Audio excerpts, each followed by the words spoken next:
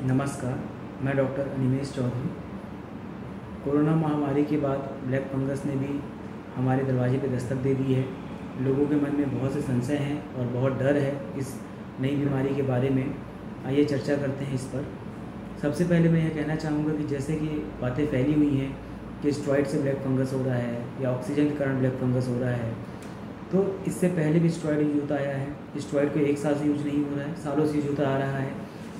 Corona में कई लोगों को 10 से 15 दिन तक स्टेरॉइड दिया गया है, पर ऐसे बहुत से मरीज़ हैं, खासकर जिनका लंग ट्रांसप्लांट हुआ है या फिर जिनको इम्यून डिसीज़ है या जिनको अर्थराइटिस, जिनको महीनों महीनों तक स्टेरॉइड यूज होता आया है। इसके अलावा ऑक्सीजन भी पहले से लोगों को मिलती आई है, चाहे हार्ट अटैक के पेशेंट हो या निमोनिया के पेशेंट हो या आईसीयू के जो पेशेंट हो, उनको ऑक्सीजन थेरेपी चलती आई है।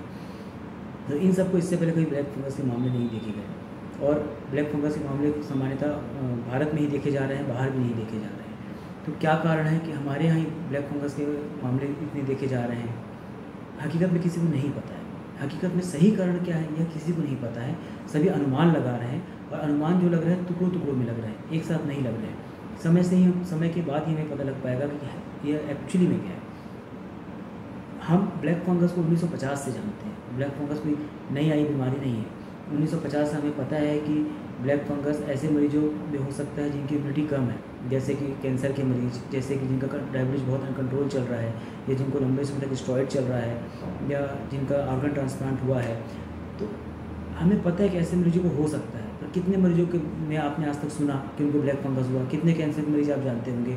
कितने मरीज डायबिटीज़ के हैं पर उनको डायबिटीज़ शुगर उनका कभी 300 से कम नहीं हुआ?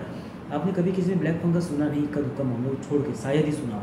तो इससे पहले ये ब्लैक फंगस तो इतना कॉमन नहीं था, पर यह सब चीज़ें, यह सभी कारण जो आज बताए जा रहे हैं पहले भी थे। एच आई वी बीमारी ही जो होती है उसमें इम्यूनिटी कम हो जाती है बॉडी की। इम्यूनिटी कम होने की बीमारी ही HIV है, उसमें भी ब्लैक फंगस नहीं पाया जाता। उसमें जो भी दूसरा वाइट फंगस के नाम से हल्ला मचा हुआ है, तो कैंडाइडा बहुत कॉमन पाया जाता है HIV में, पर ब्लैक फंगस नहीं पाया जाता, जिसके लिए स्पेसिफिक बोला जाता है कि इम्यूनिटी कम होने में मिलती है।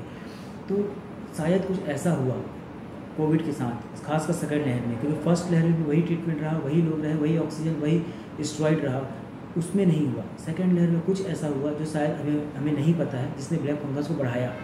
एक अनुमान यह है विशेषज्ञों का कि सम्मिलित कारण, बहुत सारी ऐसी चीज़ें होती गई और उनका सम्मिलित कारणों के कारण ब्लैक फंगस के मामले बढ़े। सबसे पहला कि इस बार जो कोविड के केस थे पिछली बार की तुलना में बहुत ज़्यादा थे।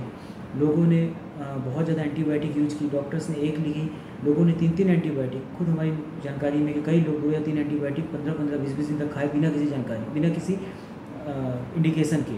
आपके परिवार में किसी को कोविड हुआ, पूरा परिवार एंटीबायोटिक खाना चालू किया। उस एंटीबायोटिक ने आपके शरीर के जो गुड बैक्टीरिया थे उनको मार दिया और आपकी बॉडी की इम्यूनिटी कम हो गई। कई लोग जिनका डायबिटीज अनकंट्रोल था, उन्होंने भी कई बार बिना जानकारी के, डॉक्टरों की जानकारी के, बिना सलाह के स्टेरॉइड भी लिया, जिससे आपका शुगर बढ़ा और वो किसी की जानकारी में नहीं आया। कई लोग भाप लिए, उबलते हुए पानी से या कुकर से भाप लिए, उतनी गर्म भाप आपकी नाक के अंदर की मुकोसा को नुकसान पहुंचाई, जिससे आप फंगल का अंदर प्रवेश आसान हो गया। यह भी देखा गया कि मास्क जो थे, लोगों ने 10-10, 12-12 दिन तक मास्क को पहना बिना धोए या फिर धोने के बाद बिना सुखाए। N95 मास्क को धोना नहीं था, लोगों ने उसे धोया और गीला मास्क ही पहन लिया। कई लोग गीला कपड़ा मुंह में लगा के घूमे। मॉइस्चर या फंगस जो आर्द्रता होती है, यह भी किसी भी फंगस को बढ़ा सकती है। और जो ब्लैक फंगस है तो पाया ही उन्हीं जगहों में जाता है कि सड़ी गली सब्जियां, सड़े पत्ते, डैम्प एरिया या जो ब्रेड के ऊपर लगने वाला फंगस, ये सामान्य फंगस ही तो है ब्लैक फंगस। हमारा शरीर बहुत आसानी से इस फंगस से निपट लेता था। यह फंगस वातावरण में बहुत ईजिली अवेलेबल था, पर बीमारी नहीं कराता था, क्योंकि हमारी इम्यूनिटी इनफ थी इस फंगस को निपटने के लिए। हाँ, इम्यूनिटी अगर कम होती है और आप इस फंगस के संपर्क में आते हैं तो चांस होता है कि आपको ये फंगस हो जाएगा, पर ज़रूरी नहीं होता है कि आपकी इम्यूनिटी कम है और आप फंगस के संपर्क में आए तो आपको फंगस हो ही जाएगा। चांस होता है कि आपको हो सकता है। तो कोविड में बहुत सारी चीज़ें एक साथ मिल गई और इस फंगस के होने का चांस बढ़ गया। बस यही एक कारण समझ में आ रहा है अभी लोगों को, पर समय के साथ हमें एग्जैक्ट कारण पता लगेगा कि क्या कोविड वायरस में जो स्ट्रेन चेंज हुए, जो म्यूटेशन हुए, उसने इसमें हेल्प की फंगस को बढ़ाने में।